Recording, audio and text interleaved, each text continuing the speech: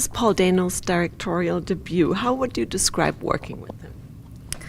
It was brilliant. I loved working with him. We've been friends for a really long time, and I kind of knew that he would be a great director based on the work that he did as an actor, and he was just so wonderful and so thoughtful and insightful and instinctive in his directing. You've also been friends with your co-star for a long time. What was it like working with Jake on this? It was really fun. We'd sort of acted a bit together, and we kind of thought about doing a play together once, so we'd sort of read that out loud. So I felt comfortable with him.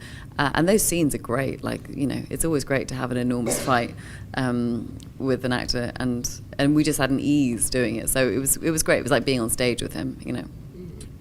In the 60s, cultural changes were altering the role of women in American society. Do you understand the struggle of your character and what she's going through?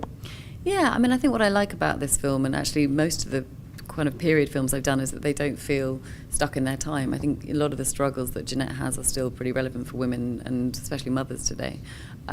So I could definitely relate to some of that, and some of the constraints of motherhood and being married, and the things that are kind of required on you and are required of working mothers and women today.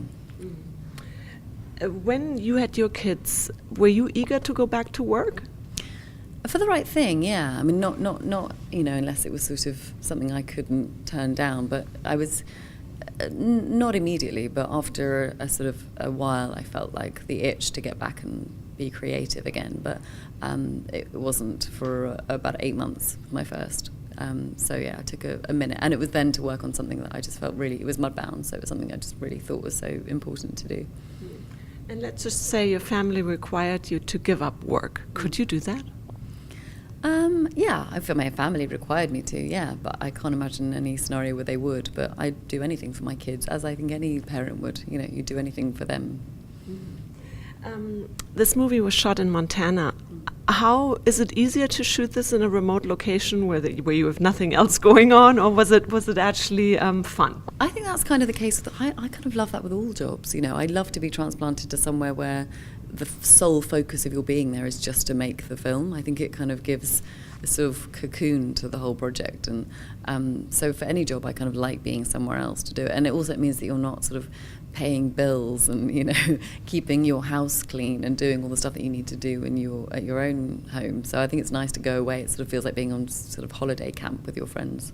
Did you get to do anything, discover the mountains or go out camping? Yeah, we went to Yellowstone when we were in Montana, which was amazing. And then in Enid we just worked because it was, you know, it's an independent film, so it's a small budget and quick. So, yeah. And lastly, what's the best career advice you've ever received? Don't make a film unless you can't bear the idea of anybody else doing it. Which is what my agent said to me about 8 years ago, and is the way that I've chosen jobs since then, really. If I can imagine another actress doing it and that being kind of fine with me, then I don't do it. But if the idea of someone else doing it makes me boil with rage, then I do it. And it's really good because it then sets the bar high, you know, and you know that everything you do you can really fully commit to.